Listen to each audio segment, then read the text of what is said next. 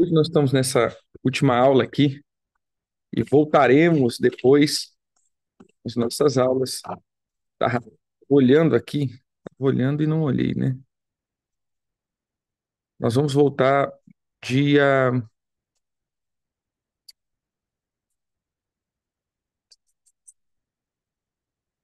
voltamos dia,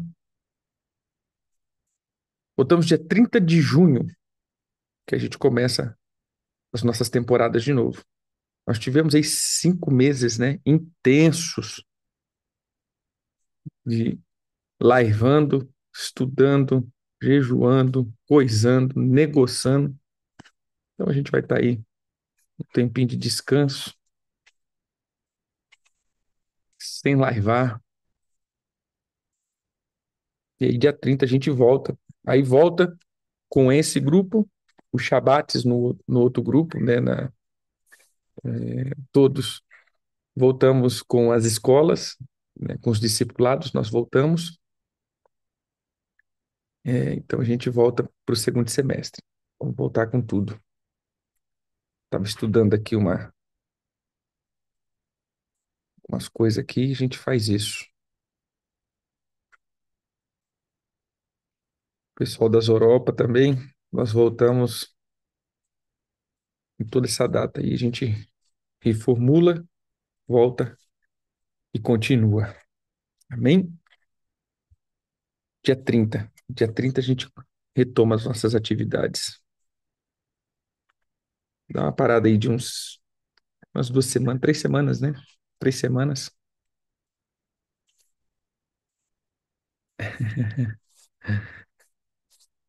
A gente para 3 semanas aí para estar tranquilo. Então, todos os nossos grupos que tínhamos, todas as nossas atividades, que a gente foi no começo do ano, depois paramos dentro da questão da Páscoa até Pentecoste. Agora descansamos um pouquinho e voltamos de novo. Tá bem? É, a gente ficou aqui hoje para poder ver a questão se há perguntas, se há dúvidas, se há respostas, como diria um instrutor amigo meu, se há dúvidas ou dívidas, né? Se há dúvidas, fale. Se há dívidas, é só agradecimento, né? Dívida é porque ficou sobrando, né? Não é dívida.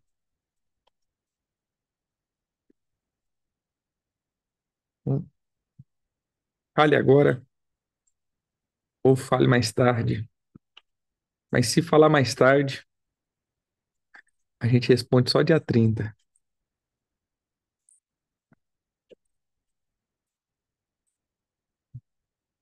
Ficou alguma coisa? Alguém puxa a fila? Senão a gente ora e vai embora.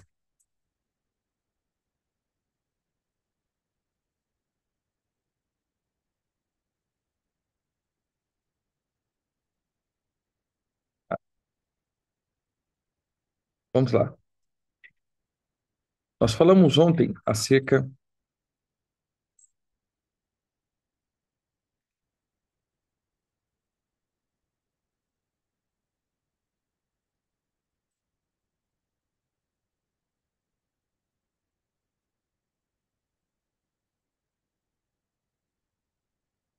Vamos lá.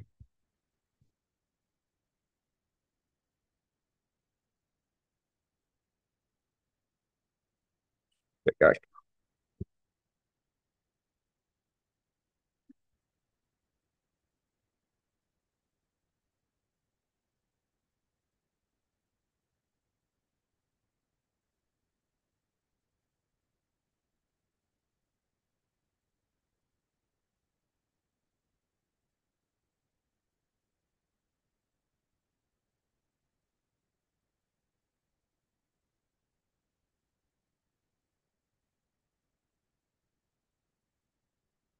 Tô pegando os textos aqui, só um pouquinho.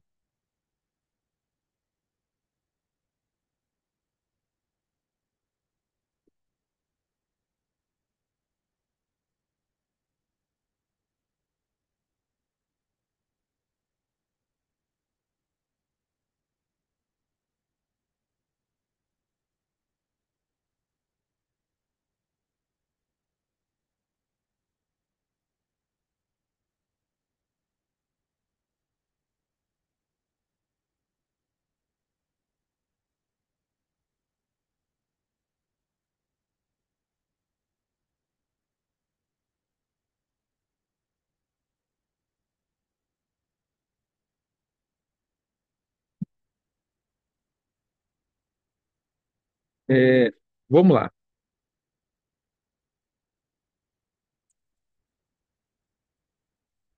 Abre aí, é, em Jó 26.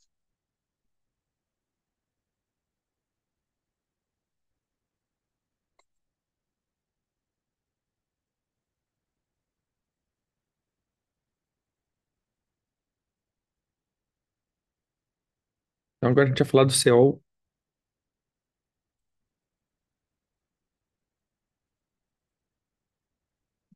Se eu pudesse desenhar aqui, vamos ver se eu, se eu tô bom nos desenhos ainda.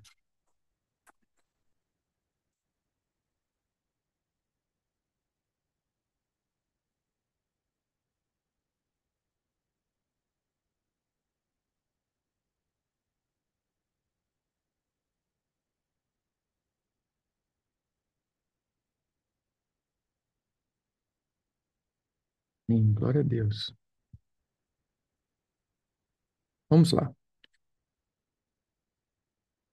Entendendo aqui, se a gente pode.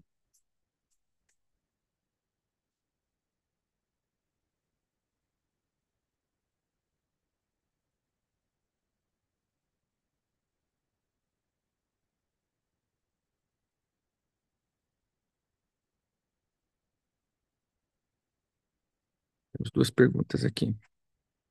Então vamos pegar essa questão do Seol aqui. Vamos lá. Imagine isso daqui como a linha do tempo.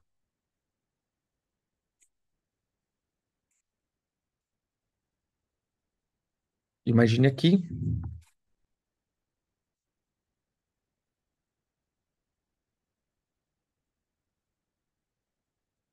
Gente, eu vou dizer isso aqui.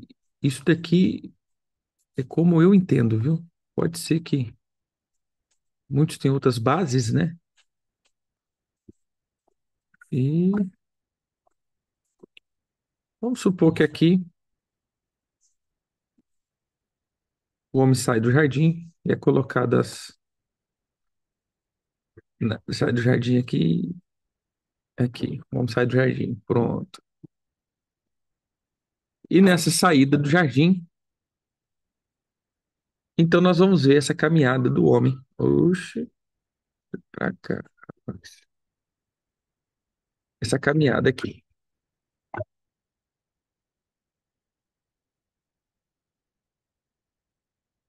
Beleza. Vou tentar colocar aqui outra coisa.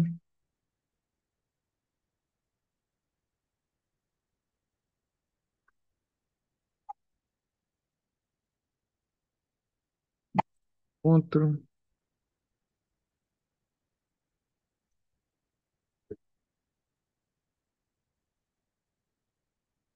pegar aqui.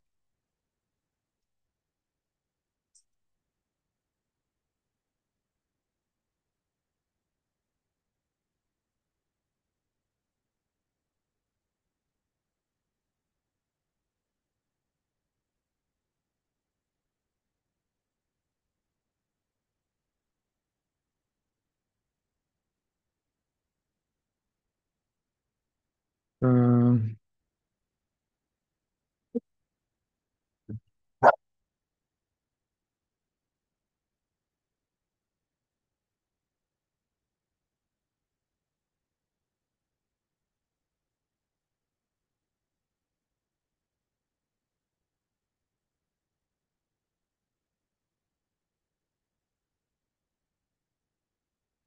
vamos supor que aqui está a cruz.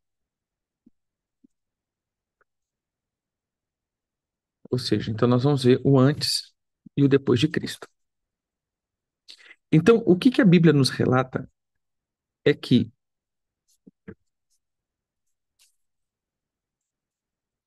esse tempo daqui até aqui, nós vamos ver um tempo aonde esse lugar era chamado de Hades, ou seria Seol,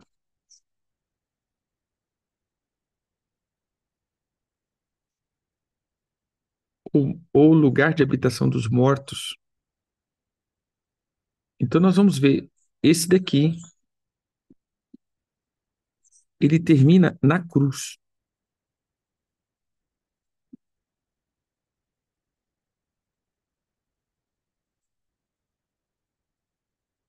Vamos lá. Aqui pode ser também,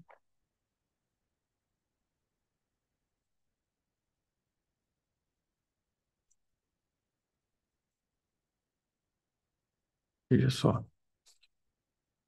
aqui pode ser também uma coisa que aí eu não tenho muita certeza, mas é chamado de mar, porque tem as águas do inframundo, que a gente chama, do submundo, do céu. Então, todas as pessoas que morreram, elas iam para cá. Aqui é o lugar que a gente pode colocar o lugar de prisões, o lugar de. É, seria isso, lugar de prisões. Esse era o cativeiro, né? Deixa eu ver se eu acho aqui.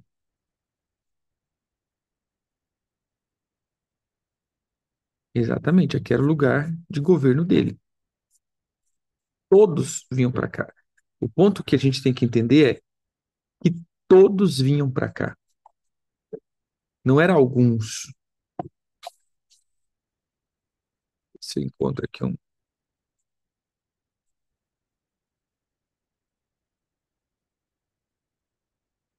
Vamos supor que isso aqui seja um cativeiro.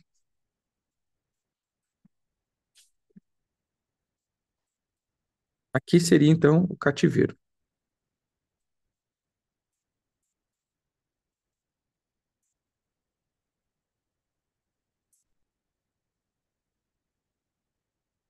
Beleza. Então todos os que morriam, eles eram colocados aqui, os lugares de cativeiro.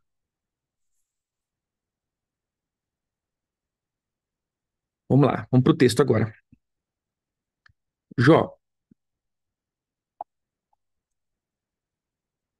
Jó 26. Jó, porém, respondeu: como sabes ajudar ao que não tem força e prestar socorro ao braço que não tem vigor? Como sabe aconselhar aos que não têm sabedoria e revelar plenitude de verdadeiro conhecimento? Com a ajuda de quem profere tais palavras e de quem é o Espírito que fala em ti? Olha o que ele diz aqui. A alma dos mortos tremem debaixo das águas com seus habitantes. Então a gente vai ver aqui que nós estamos dizendo antes de Jesus. Então havia um lugar debaixo das águas que era colocado aqui, esse lugar que havia habitantes debaixo das águas. Né? Então a gente vai ver que é a alma dos mortos. Outro ponto é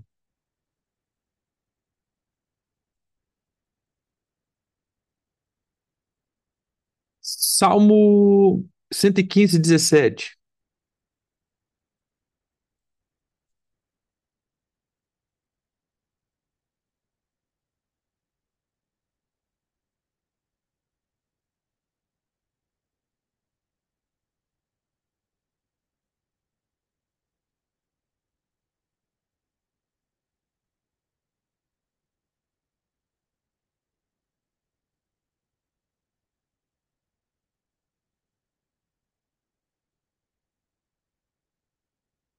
Salmo 115, 17 diz assim: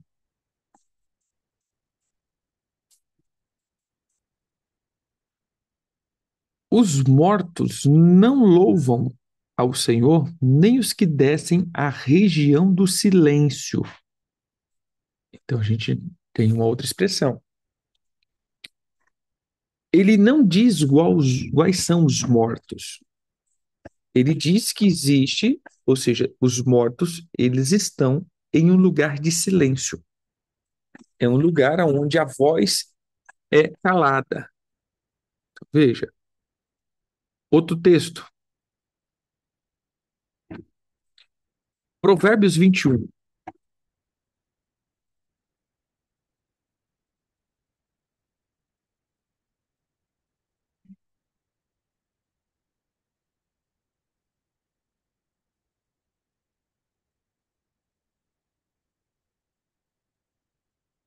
Provérbios 21 diz o seguinte: o homem que se desvia do caminho do entendimento, na congregação dos mortos repousará. Então, nós vamos ver que existe um lugar. Então, o que dá a entender, né, o que na verdade eu entendo, é que, vocês estão vendo a telinha aqui, né? É, esse lugar aqui, ele seria esse lugar de cativeiro, lugar de silêncio, lugar de morte. E nesse lugar aqui, todos os mortos de todo o tempo, eles eram colocados, ou seja, de todas as eras, eles eram colocados para cá. Morreu, vem para cá. Todos. Não importa se eram santos ou não, se eu posso dizer assim. Então a gente vai ver, por exemplo, Abraão, Jacó, todos estavam aqui. Por que todos estavam aqui? Porque todos estavam mortos nos seus delitos e pecados. Então, entenda, queridos, não há nenhuma justificativa que possa nos justificar, né, uma redundância, em relação à, à salvação. Então, todos estavam nesse lugar. Mas quando Cristo vem, a palavra diz o quê? Que ele veio, né, andou na terra e foi para a cruz. Da cruz, o que que aconteceu? Vamos lá. Abra tua Bíblia aí em Efésios.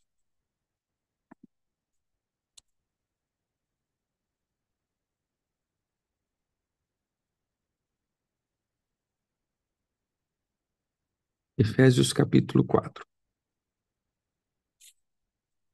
verso 7. E a graça foi concedida a cada um de nós segundo a proporção do dom de Cristo. Por isso diz: quando ele subiu às alturas, levou cativo o cativeiro e concedeu dons aos homens. Então veja só,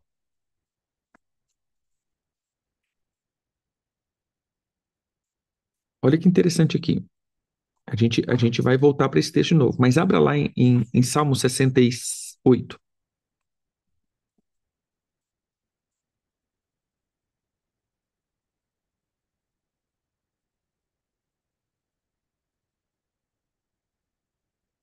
verso 18. Subiste às alturas, levaste cativo o cativeiro, recebeste homens por dádivas, até mesmo rebeldes, para que o Senhor Deus habite no meio deles. Espera aí, até mesmo rebeldes? Então veja, nesse ponto aqui, nós estamos vendo o quê? E essa é a. É, não, então, voltamos lá, né? Esqueci de. Verso 9. Ora, o que quer dizer senão também o que havia descido até as regiões inferiores da terra? Então veja só.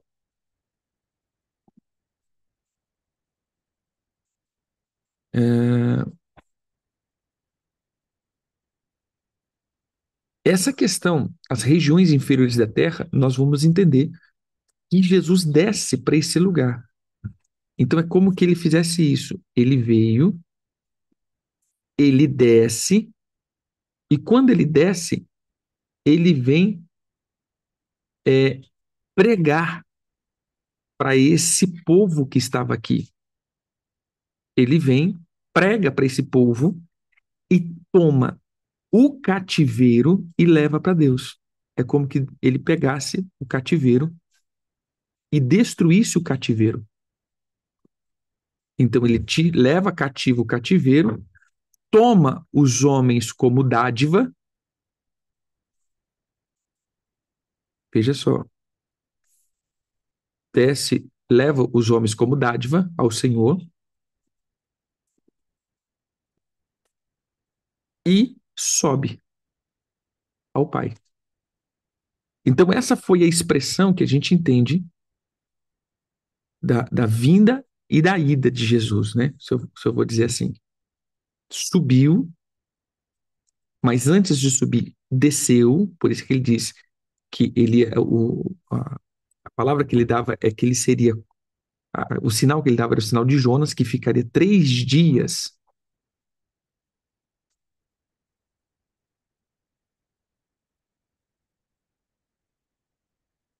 ah, a gente acabou de ver um, mas que ele pregou, deixa eu ver, esse, eu não sei se eu me recordo.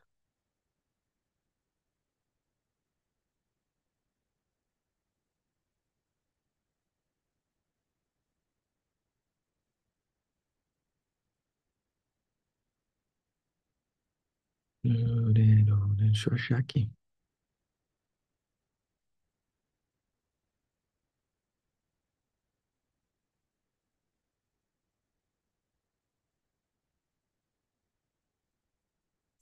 É, 1 Pedro.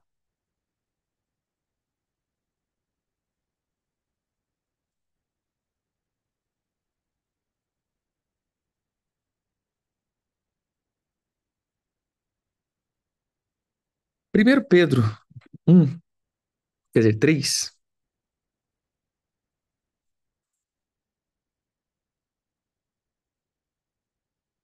verso 13 em diante. Ora, quem é que há de maltratar, se for zeloso do que é bom? Mas, perdão, ainda que venha a sofrer por causa da justiça, bem-aventurados sois.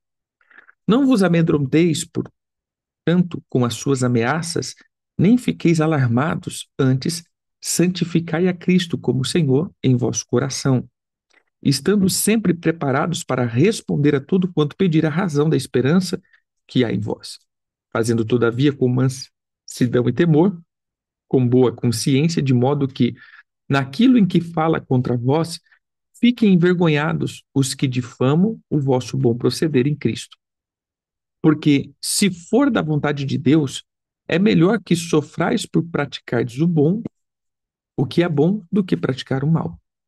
Pois também Cristo morreu uma única vez pelos pecados, o justo pelos injustos, para conduzir-vos a Deus, mortos, sim, na carne, mas vivificado no espírito, no qual também foi e pregou aos espíritos em prisões, os quais, noutro tempo, foram desobedientes quanto à longanimidade de Deus, aguardando-nos nos dias de Noé, enquanto se preparava a arca, no qual, pouco a saber, 8 pessoas foram salvas através da água, a qual, figurando o batismo, agora também vos salva, não sendo a remoção da imundície da carne, mas a indagação de uma boa consciência para com Deus, por meio da ressurreição de Jesus Cristo, a qual, depois de ir para o céu, está à destra do Pai, de Deus, ficando subordinado a anjos, potestades e ficando-lhe, né? Ou seja, tudo isso ficou subordinado a Cristo.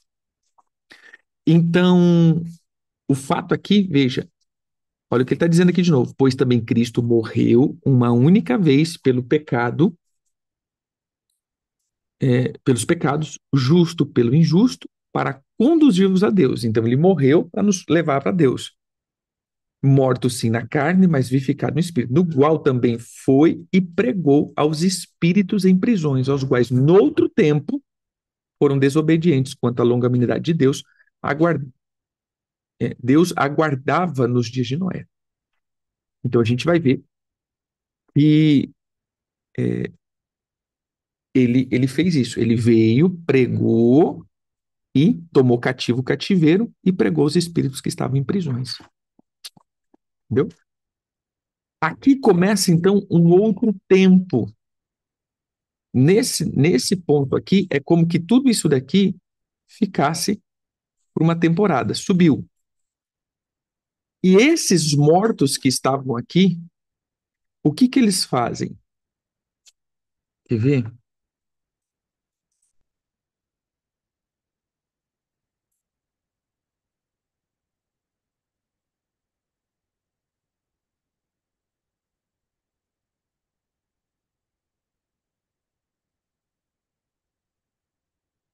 É,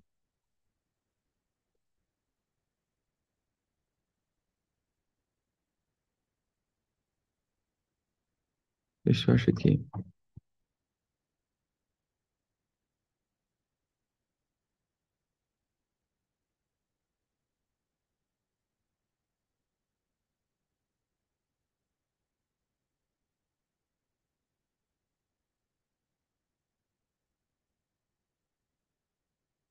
Tentar achar, meu povo.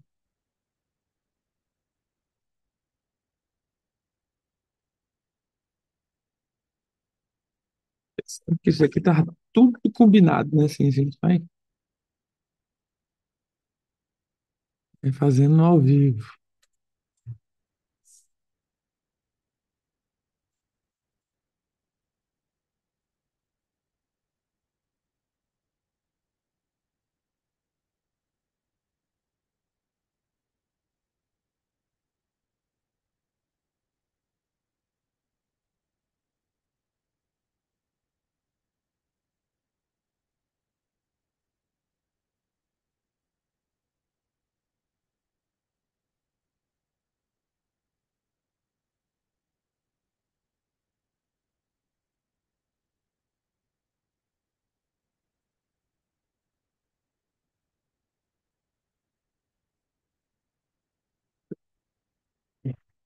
Lembrar um.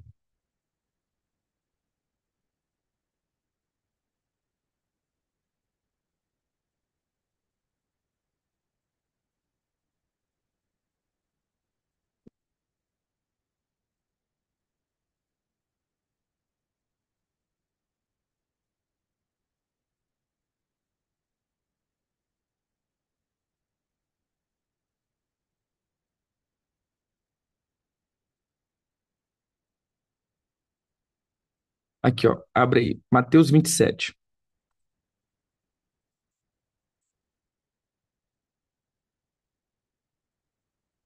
Tá baixo o volume? Tá não? Mateus 27,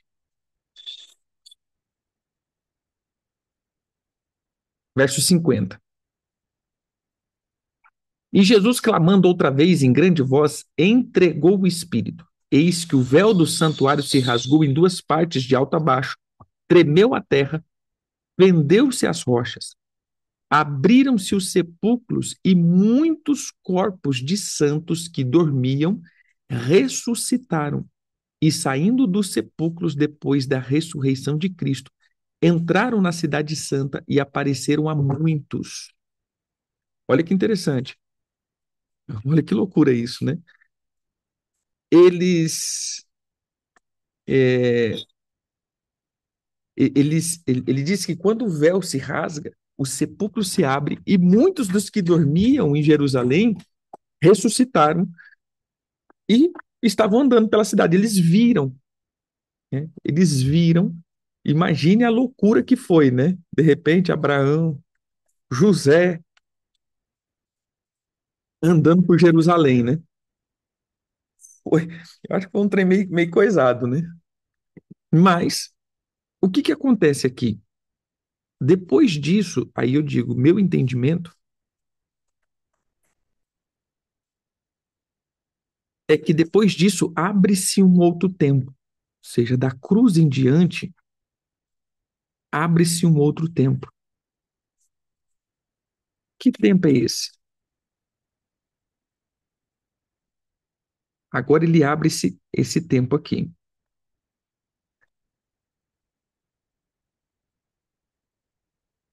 Uma coisa agora que nós podemos chamar de céu,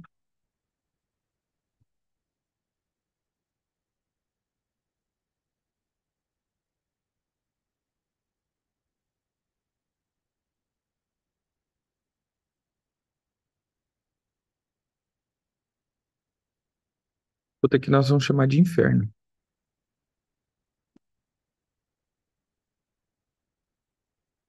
Então nós vamos ver que está Cristo. Eu creio que está aqui. Ele começa aqui, ó.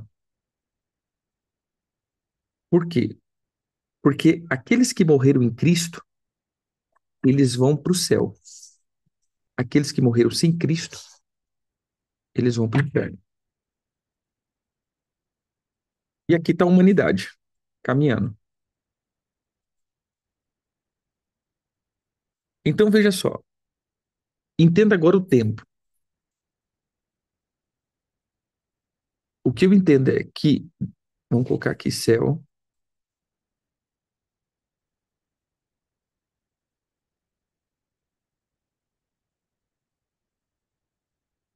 inferno,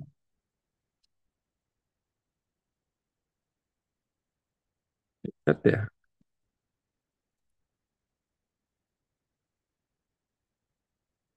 Beleza. Então nós vamos dizer o seguinte: os que morreram em Cristo, e aqui eu vou colocar duas pessoas aqui, colocar, por exemplo, os verdinhos e os malarim, porque esses daqui é o seguinte: quando nós vemos a questão do arrebatamento, ou do arrebatamento, vamos colocar aqui, que começar a tribulação, nós vamos ver o seguinte: eu vou colocar aqui, não é que existe outro céu, não, queridos, mas eu vou colocar só para elucidar melhor.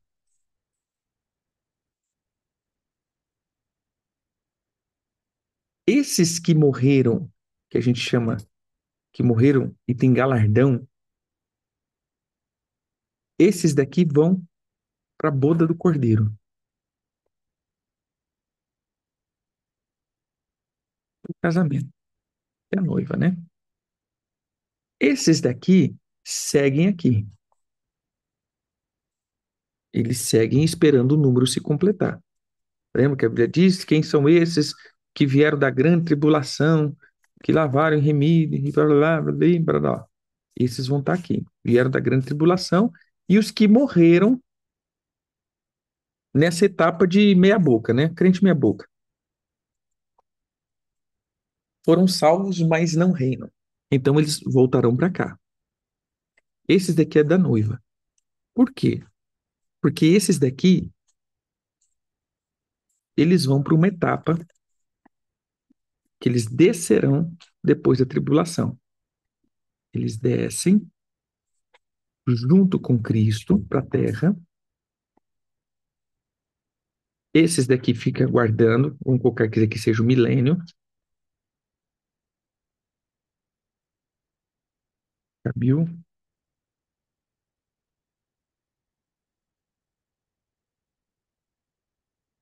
Esse milênio. Puxa, daqui um pouco mais para cá, a gente tem espaço ali.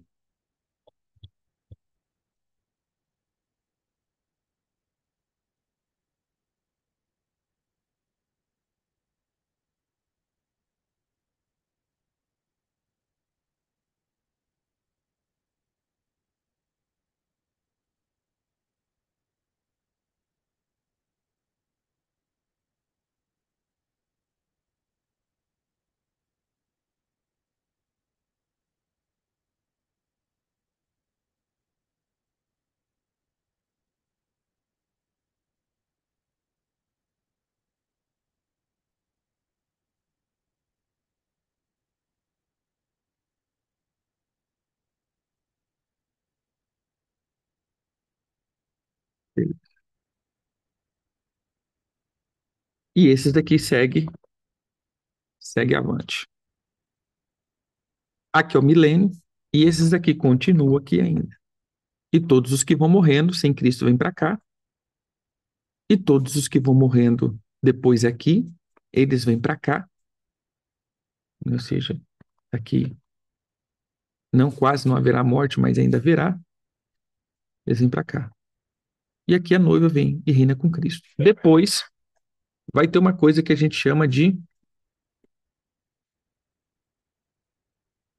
o trono branco.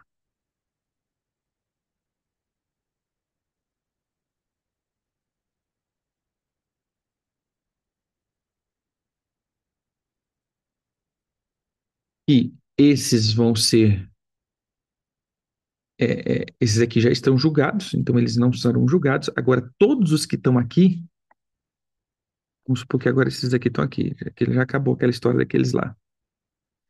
Todos os que estão aqui, eles são recolhidos nesse trono. Recolhidos não, eles são levados ao trono, julgados, e aí que vem o negócio. Eles vão ser lançados em um lugar pior do que o inferno, que é o lago de fogo e enxofre. Aí, para esses que estão aqui, não tem salvação, só vai ser o tribunal e a sentença, né? Ou seja, tem o tribunal e a execução. Então eles vêm para cá. Todos que estavam no inferno vêm para cá. O próprio inferno vem para cá. Aí a besta, o anticristo e o falso profeta, tudo vem para cá. Então aqui acaba-se uma história. Imagina, aqui acaba-se uma história e aqui, os que estavam aqui e os que estavam aqui, eles então vêm para aquilo que a Bíblia diz de Nova Jerusalém. Nova Jerusalém. Oxe. E aí todos esses vão para lá. Ou seja, aqui separa todo mundo. Vai para cá, os que estavam aqui vão para cá e acaba tudo. Ou seja, aqui começa novos céus e nova terra. Os que morrem sem Cristo estão no inferno, aguardando o julgamento no grande tribunal. Já estão no inferno. Os que estão em Cristo estão sofrendo, já estão em sofrimento, né? Já estão sendo atormentados, né? Depois, ele vem para a eternidade disso. Não sei se ficou claro isso daqui, se ficou muito Hollywood, mas o que eu entendo é isso. Não. Os que estão, o que a gente entende dormindo é os que, para mim, os que estão no céu. Mas nem vejo como dormir, né? Porque a Bíblia diz que eles estão diante do trono de Deus dizendo, Senhor, e aí, até quando a gente vai ficar esperando? Eles, olha, não chegou o tempo ainda. E o seio de Abraão, eu creio que é aqui, que esse seria o seio de Abraão, esse lugar aqui. Então veja que Lázaro não estava dormindo, né?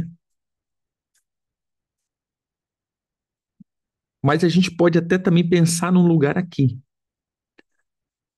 Mas eu creio que não, porque tinha um abismo, então não era. Ficou alguma dúvida acerca disso?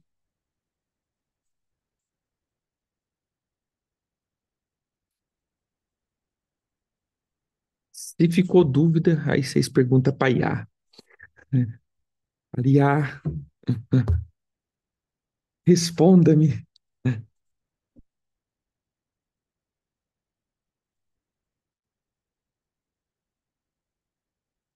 Tá, mas ficou dúvidas?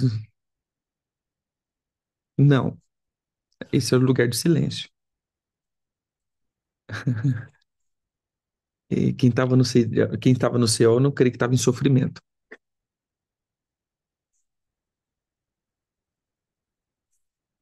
É, eles não estavam em sofrimento, eles estavam em prisão, não em sofrimento. Apesar que eles estavam sob o domínio, né, das trevas, da escuridão.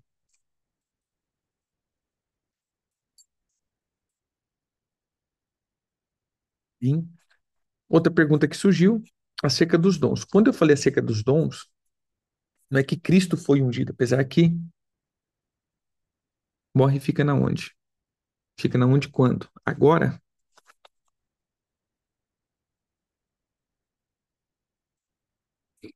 na antiga aliança, não, era lugar de coisa. Agora, mais uma vez, quem morre em Cristo está no céu, quem morre sem Cristo está no inferno. Quem está no céu, que é noiva, volta para o milênio. Quem morreu em Cristo, mas é só aqueles salvos, eles aguardam até a Nova Jerusalém. Os que estão no inferno aguardam agora o trono e depois vai para o lago de fogo.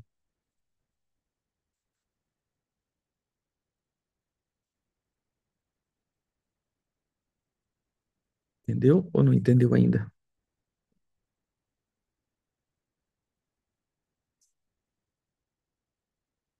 Gente, mas o voltar para cá, a noiva, nós esperamos para voltar mesmo. Voltar para o milênio, reinar junto com Cristo. Essa é a nossa esperança, gente. Voltar para uma terra onde Cristo está junto, reinando em vida, em carne e osso, né? Apesar que ele está lá em carne e osso.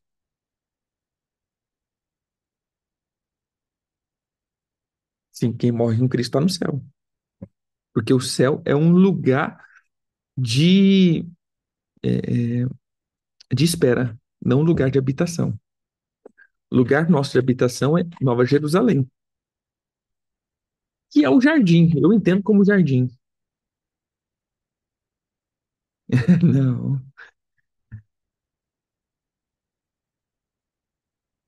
é um lugar de transição. Como o inferno também é um lugar de transição.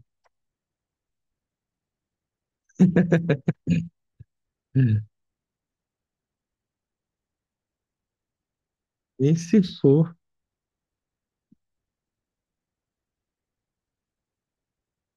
os que morreram antes de Jesus? Todo mundo.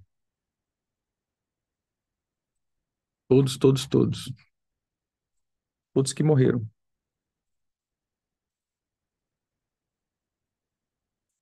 Tudo que você lê na antiga aliança, você vai ver isso. Que ele diz que no lugar onde é silêncio, no lugar onde os mortos habitam, no lugar onde os sonhos acabam. Por quê? Porque era esse lugar. Não. Nem quem está no céu, nem quem está no inferno tem acesso à terra.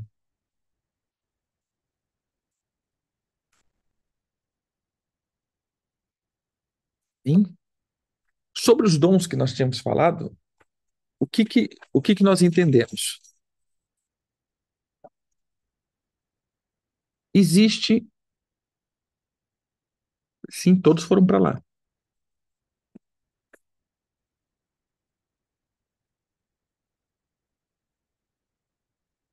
Não. O que que eu entendo o tribunal, gente? É mais ou menos assim: prisão preventiva, julgamento, cumprimento da pena. Seria isso. Então a pessoa vai lá. Ela foi pego no ato de um crime, né, de um delito, um crime, sei lá. E aí essa pessoa é presa. Ela foi presa. É a prisão preventiva. Ela foi presa por quê? Porque ali ela foi é, culpada, né? Pegou ela lá, né? Matou alguém e foi pego lá e conseguiu. Então, foi pego. Tava na cena do crime, tudo. Tem todo um indício que é ele. Beleza.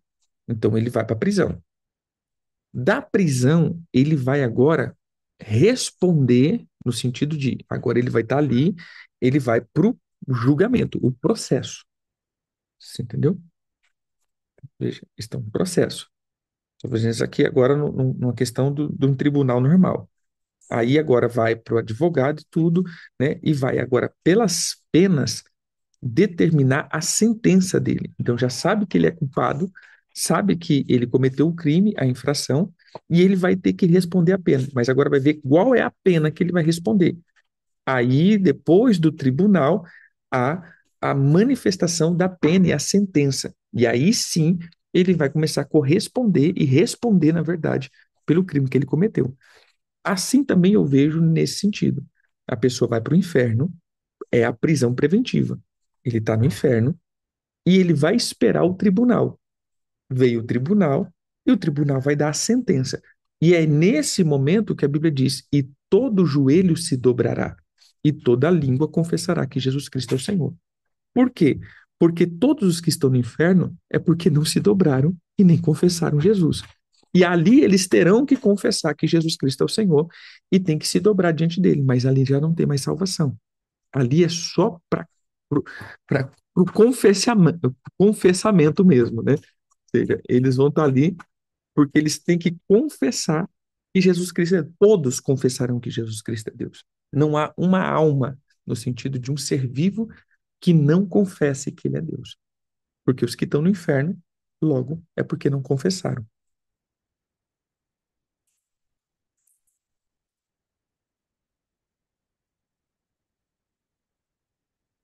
Então vamos lá. A questão dos dons que a gente falou, existe três vertentes ou três, três coisas que nós podemos colocar.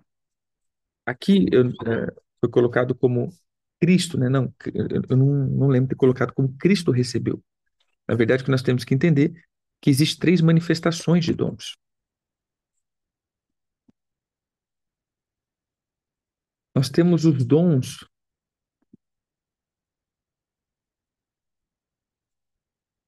que vêm do Pai.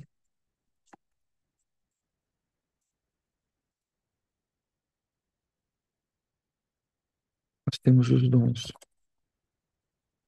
que vêm do Filho e nós temos os dons que vêm do Espírito.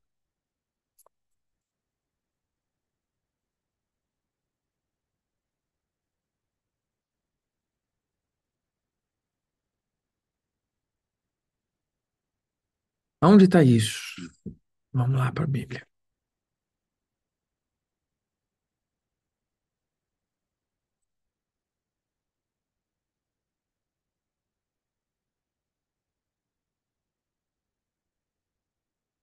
Vamos lá. Romanos, deixa eu ver se é Romanos.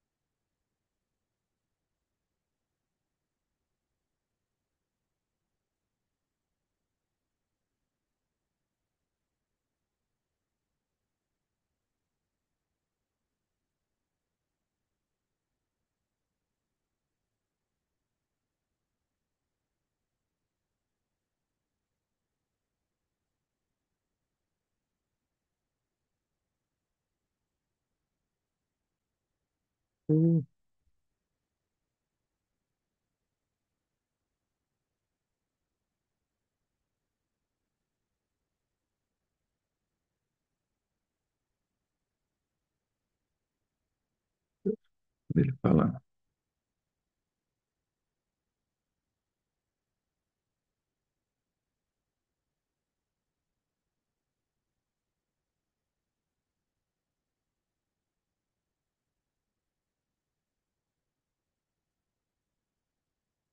Se alguém lembrar aí que ele fala que a gente é um só corpo, né? Mas ele usa a expressão Deus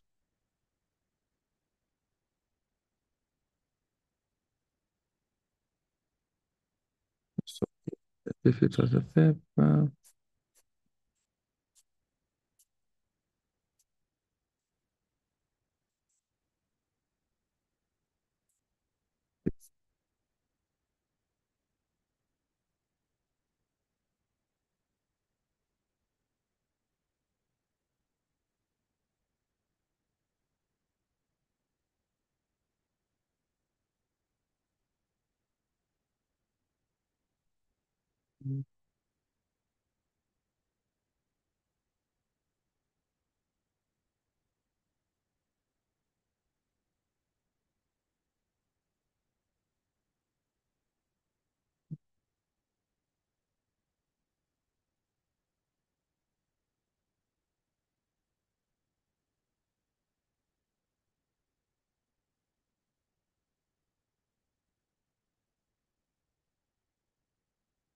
12.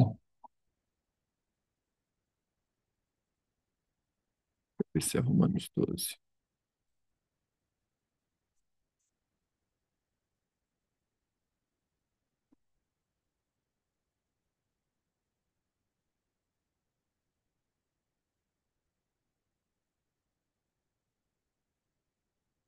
Não, que ele fala da.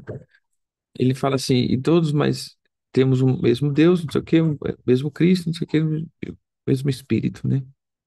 Você vai vendo ele falar dos três, mas vê se eu acho aqui depois, se vocês forem lembrando,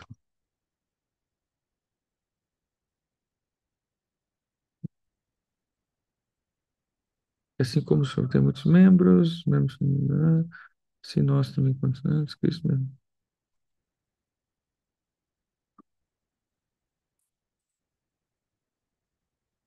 Não, não, ainda não é esse texto. Tem um outro texto que bem, tem um outro que, tá, que eu me lembro, mas não lembro do endereço. Mas tá, eu encontro e mando para vocês. Isso, esse aí mesmo. 1 Coríntios 12, 4. Ora, os dons são diversos, mas o Espírito é o mesmo. Também há diversidade no serviço, mas o Senhor é o mesmo. E a diversidade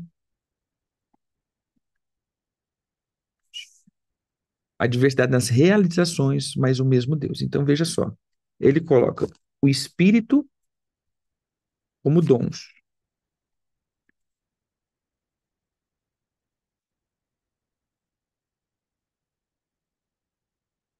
coloca como o Filho, Senhor, serviço. E ele coloca como Pai, operações ou realizações, né?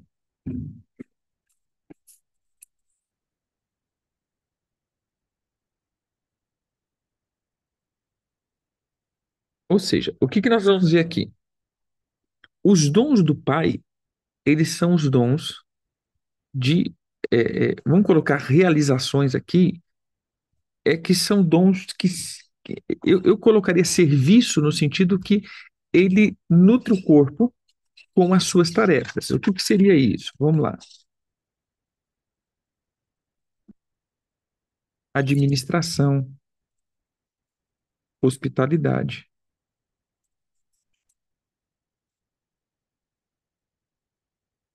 é, contribuição,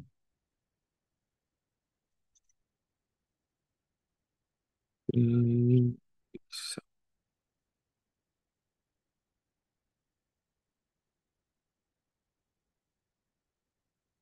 misericórdia,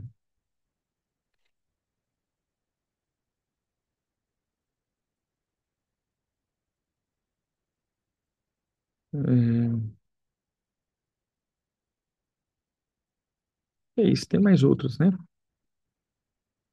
Esses daqui são os dons de Cristo, do Pai.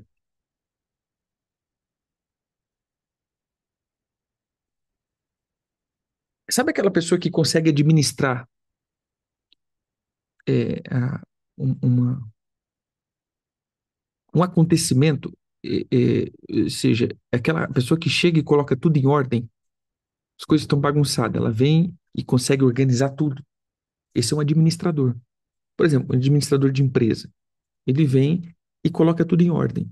É um administrador. Então, um administrador, ele vem e coloca as coisas em ordem que estão bagunçadas. É aquela pessoa que tem a habilidade de chegar num lugar e colocar em ordem as coisas, colocar tudo para funcionar, tudo certinho.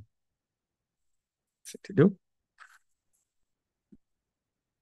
Os dons do Espírito, esses é o que nós colocamos dom.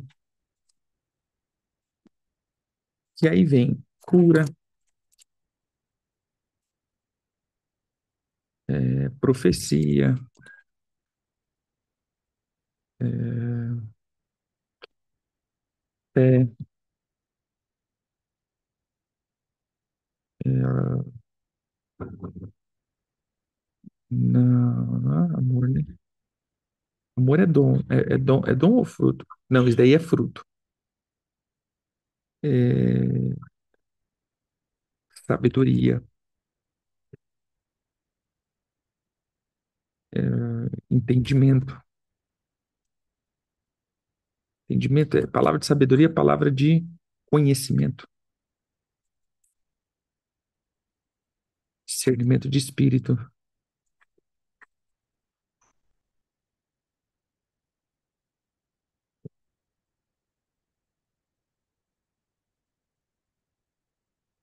milagres, né? Prodígios, milagres,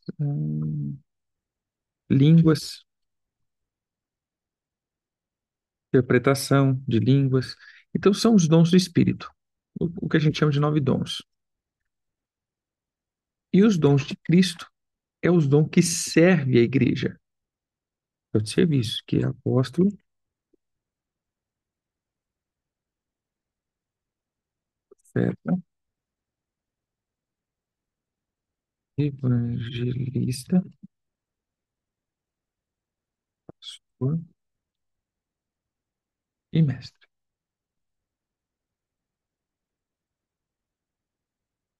E é isso aqui. Agora, o que eu entendo, assim, o que eu, Éder Gregório, entende, que é esses daqui, esses e esse, você pede. Você pede, o Senhor te dá. Mas esse daqui é como que você nascesse para isso. Você se torna o dom de Deus. Era isso que eu estava falando aquela vez. Você se torna esse dom. Você acaba tornando-se o dom de Deus para os homens. Você não tem um dom. Você é o dom de Deus para os homens. Porque ele manifesta o serviço. Ele manifesta o servir a igreja. Você entendeu? Você precisa você é o dom que serve a igreja. Você representa é, essa manifestação de Deus dentro da igreja. Então, por isso que eu creio que ele diz, quando ele diz, e deu dons aos homens, seria isso.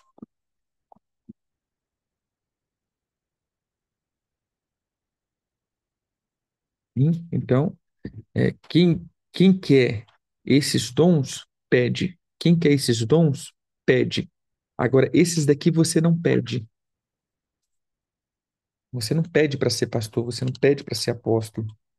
É aí que entra aquelas pessoas que falam assim, nossa, quando quando Deus te chamou para fazer um negócio e não sei o quê, e papapá, não adianta correr, que Deus vai atrás e blá, blá, blá, aquela coisa toda, eu vejo que seria esses. Por que que seria esses?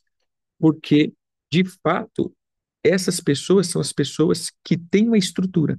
E são esses que também já têm uma estrutura que muitas vezes as trevas vão querer tomá-lo. Sabe aquela pessoa que fala assim, a pessoa falou que você tem que ir lá no centro para desenvolver, para ser um médio, para ser uma coisa. Por quê? Porque essa pessoa já tem uma estrutura diferente. É como que ele tivesse nascido para algo. Então, por isso que existe também apóstolos, profetas, evangelistas, pastores e mestres das trevas, que hoje operam nas trevas.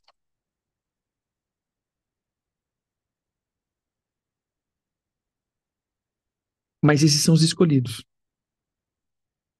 entendeu?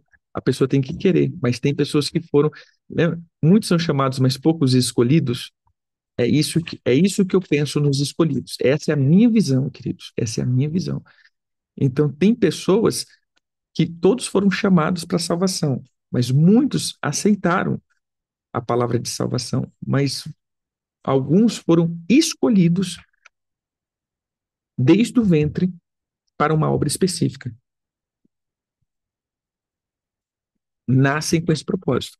Eles podem fazer até outra coisa, mas eles têm esse propósito. Há um propósito específico. Ele pode fazer o que ele quiser, mas ele tem essa abertura no reino espiritual, né? Esse chamado. Se eu colocar na antiga aliança, por exemplo, porque só um povo específico poderia oficializar o culto, vamos colocar assim, que eram os levitas. Eles nasceram, meu irmão. Se não nasceu na tribo de Levi, você vai fazer qualquer coisa, vai plantar soja, vai cuidar de gado, vai cuidar de galinha, vai vender, vai fazer o que você quiser, mas você não poderia entrar na presença de Deus para representar os seus irmãos. Entenda isso. Você entraria na presença de Deus para benefício próprio, ou seja, eu me representaria diante de Deus, mas eu não poderia entrar na presença de Deus para representar os meus irmãos. Então, mais uma vez eu vejo que isso ainda funciona, mas esses são agora os ministérios. Todos podem entrar diante de Deus para se representar. Cara, a minha vida com Deus é eu que sou responsável por ela. Mas tem pessoas que foram chamadas para edificação da igreja. Eles são escolhidos para esse fim, de trazer para dentro da igreja um cuidado. Então, eles representam os irmãos. Entendeu? Então, esses. Por isso que tem aquele texto, né? Deus me conhecia desde o ventre da mãe, tá, aquela coisa toda. Aí você vai ver que ele está falando de um profeta, entendeu? Ele ali era um profeta, ele não era uma pessoa comum, era um profeta. Então, por isso, desde o ventre, ele foi formado, falado. Então, são pessoas que vêm com uma missão específica, entendeu? Seria isso daqui. Esse daqui, como digo, esse daqui é a minha linha de pensamento, pelas referências que eu entendo das escrituras, é assim que eu penso. Eu não estou fechando aqui, dizendo, querido, é assim que eu penso. Né? Tem pessoas que não creem nisso, já lidei com apóstolos que não creem nisso. Cara, não creio nisso. Creio que cada um ele pode pedir o que quiser e ser o que quiser. Mas, olhando para uma questão comum, eu vejo muitas pessoas que tentou entrar no pastoral, no ministério, e não suportaram. E não suporta. Principalmente essa onda hoje, que todos são ministros, né? Vai lá, estuda, faz seminário, você é pastor, e aí você vê que a pessoa não suporta o peso do ministério. Aí você vê e fala assim, cara, mas por que que essa pessoa não suportou o peso do ministério? Porque ele, é como que a alma dele não tem estrutura para isso, entendeu? Porque ele vai mover na força do seu talento, mas não pelo dom. Então se torna pesado. Missionário, veja só, essa é uma questão que a gente vê. Os missionários não estão na Bíblia, então pode tirar isso da igreja. Brincadeira, gente. É, a palavra missionário, na verdade, era uma das palavras para apóstolo. Um missionário, na verdade, é um apóstolo. Eles vão, abrem as igrejas, estabelecem as igrejas, constituem os dons e vão embora. Entendeu? Mas hoje, o que que acontece aqui? Muitos, você tem que ver se é um missionário ou é um evangelista. Às vezes, muitos eram evangelistas tratados como missionário. Porque, na verdade, a palavra apóstolo é emissário, né? Missionário. Aqueles que vão levando a mensagem, deixam a mensagem, institui, ou seja, organiza tudo e vai embora. Né? Esses são os apóstolos. Por isso que eu creio que hoje não existe apóstolo de uma igreja, porque todo apóstolo é um missionário. Né? Eles saem fazendo, ou seja, eles não podem fechar-se dentro de uma igreja. Eu sou apóstolo só para minha igreja, não. Aí é a figura de pai, né, que tem uma função apostólica, né? O pai ele tem uma função, que o apóstolo tem essa função paternal. Então, às vezes, a pessoa é um pastor com esse entendimento paternal.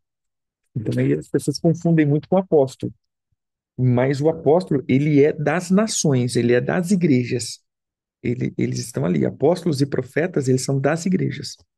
Pastor, evangelista e mestre é da igreja local.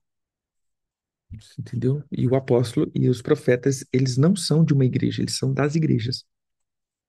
Por isso o apóstolo Paulo sempre fala isso, né? Edificados nos fundamentos apostólicos e proféticos.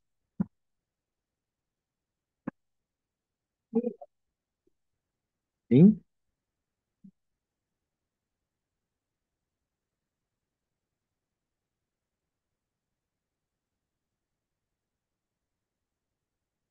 sim, porque se você vai fazer uma coisa, você pode até fazer, mas você não tem estrutura para suportar o peso disso. Essa é a questão. Não é a realização.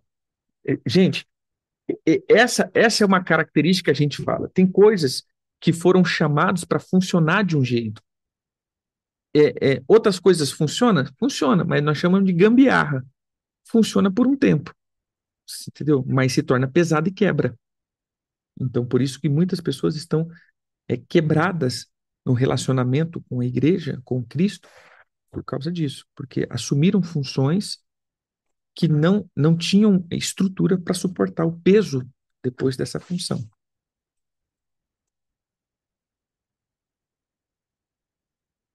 Hein? Creio que é isso.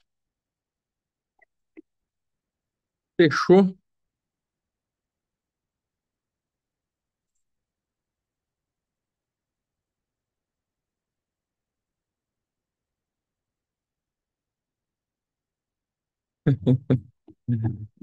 Não. Missão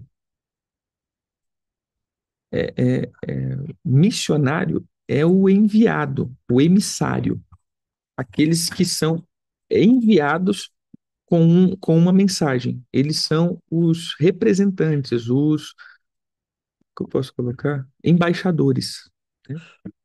Mas é aquele negócio que a gente falou. O que que acontece? Muitas vezes as igrejas antigamente, principalmente pentecostal, tinha isso, né? A pessoa não podia ter o título de pastor, tinha um título de missionário. Missionário, porque ele fica pregando para lá e para cá, para lá e para cá. É um missionário. Às vezes era um evangelista, às vezes era um irmão que tinha uma capacidade de Deus, né, de contribuição, de misericórdia, de administração, ou às vezes é mesmo um apóstolo, né, que até então não entendia sua função apostólica. As esposas eram missionárias. Na cultura latina, é ao contrário, né? Os apóstolos, mas não tem apóstola, é profeta, né? Então, nenhuma mulher chegará a apóstola, tem que ser sempre profeta, né? Na igreja pentecostal é pastor e missionário. Mas é isso, meu povo. Deus abençoe. Além da oração que podemos fazer para saber se estamos fazendo a missão, ah, eu creio que é o ato do serviço mesmo, do servir. Você vai servindo e você vai eu digo, vai tendo vida naquilo que você faz. Tudo que você faz que te dá vida, que você vê que isso te rebastece, eu creio que isso é a minha missão. Tudo que eu faço que me suga muito, é óbvio que tem momentos que nós vamos entrar em dimensões espirituais, que eu falo dimensão espiritual em um ambiente que você vai pesar, né? Mas na sua maioria das vezes você faz algo que aquilo te reabastece, né? Então isso eu vejo que é uma questão do meu chamado. E você tem que fazer, vai servindo. Por isso que eu começo servindo o macro até entender o micro, até entender o específico. Eu sirvo o todo e dentro do todo eu vou afunilando para a especialidade. Eu vou colocar aqui, por exemplo, a medicina. Todo mundo é médico que faz medicina, ele é médico. Ele é clínico geral. É assim que a gente começa, como um clínico geral. A gente começa servindo o corpo. Mais conhecido como o irmão quebra-galho, né? Vai lá, faz, vai fazendo. E aí, dentro, depois que você fez o todo, você vai entrando para as especialidades. Eu sou médico, mas eu me especializei nisso. Eu sou médico, mas eu me especializei naquilo. Eu sou médico, mas eu me especializei naquela outra. Assim que eu acho que funciona. Eu vou para o meio do corpo, eu vou servir, vou lavar banheiro, vou pregar, vou cantar, vou dançar, vou sapatear, vou visitar. E aí, dentro disso, eu vou me especializando em algo. E aí, pronto, fui.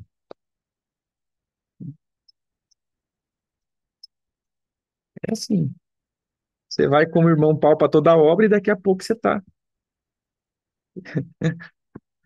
Daqui a pouco você está no teu chamado específico, vai sendo definida. Até porque não tem como você ser específico se você não entendeu o todo, né? Não tem como você ser um pastor se você não conseguiu entender como se move a igreja. É o Severino. Não tem como você ser apóstolos.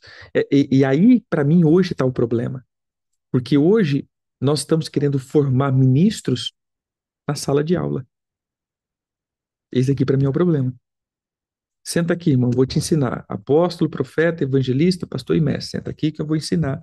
Ó, o apóstolo, o profeta. Funciona? Funciona de um modo de execução. Mas prática, funciona? Não, não funciona. Por quê? Porque você só pode ser especialista, vamos de novo para o exemplo, você só pode ser especialista depois que você já está estudando 6, 7 anos de medicina. Você não começa estudando especialidade. Ó, eu já estou estudando neurocirurgia aqui, né, e depois eu começo a estudar o corpo humano. Não, não tem como, você entendeu? Primeiro eu vou ter que ser o geral, depois eu vou ter que ser o específico. Primeiro eu vou entrar na igreja e ser geral, severino, meu irmão, eu vou servir. Depois eu vou me especializar em algo que ali eu vou me identificando e o Senhor vai me apontando para isso, entendeu? Então, se você não entende isso, se você não caminha no geral, se você não serve no geral, o específico para você não vai funcionar. Aí vai ter a pessoa que às vezes vai entender quem ele é, aprendeu na sala de aula, identificou quem ele é, pô, legal, identifiquei quem eu sou, mas não tem estrutura para suportar quando as coisas começarem a acontecer. Por quê? Porque pulou a etapa do amadurecer. Então, a primeira etapa é eu amadurecer a minha fé. Então, eu vou passar aí 4, 5, 6, 7 anos amadurecendo a minha fé no corpo. Depois eu vou para o ministério específico, porque eu já tenho maturidade, já estou calejado, já estou, como eu disse, com a casca grossa ali, né? Já suportei, já deixei de ser neófito. O que está acontecendo? Hoje os neófitos estão entendendo das coisas profundas e eles já começam, ou seja, a pessoa tem 3, 4 meses de fé, 1 ano de fé, ele entendeu que ele é pastor, ele vai lá servir já como pastor, depois de mais 1 ano recebeu o óleo da unção, tem 2 anos de fé, e aí, pronto. Ele é pastor? Pode ser um pastor. Realmente ele pode ter sido identificado como pastor e tem o dom de pastor, mas ele não tem alma para suportar o pastorado. Final das contas, essa pessoa se frustrou na fé, se feriu com a igreja e, às vezes, nunca mais vai conseguir fazer a obra do pastoreio. Entendeu? Por quê? Porque ele não passou pelo processo primeiro de crescer. Então você não cresce como um ministro, você cresce como um cristão, como um filho, né? E depois você assume. Por isso, irmãos, veja só, a gente sempre faz aquele desenho: átrio, lugar santo, santo dos santos. Átrio era para todos. Todo crente entra no átrio, ninguém entra no santo dos santos. Ninguém entra no santo lugar. Todos começam no átrio. Sacrifício, identidade, comunhão, entra ali. Depois que vai para o lugar santo, que é o lugar de ministério. Entendeu? É depois que você passou. E aí vem o outro problema. Para eu entrar no lugar santo, tinha que ter sacrificado o animal. Qual é o problema aqui? Você ungir um animal. Você unge um animal. Você unge o jumento, você unge a anta, você unge a capivara, você unge, né, o burro, você unge o crocodilo. Aí, daqui a pouco, essas pessoas estão mordendo todo mundo, dando coice em todo mundo, estão matando todo mundo, tá fazendo por quê? Porque ungiu o animal, entendeu? Por isso que tem a etapa do átrio, que é o lugar do sacrifício, de você deixar a natureza animalesca tomar a posição de filho, aí sim você entra para o santo lugar, que é o lugar de ministério, que é o lugar de serviço, entendeu?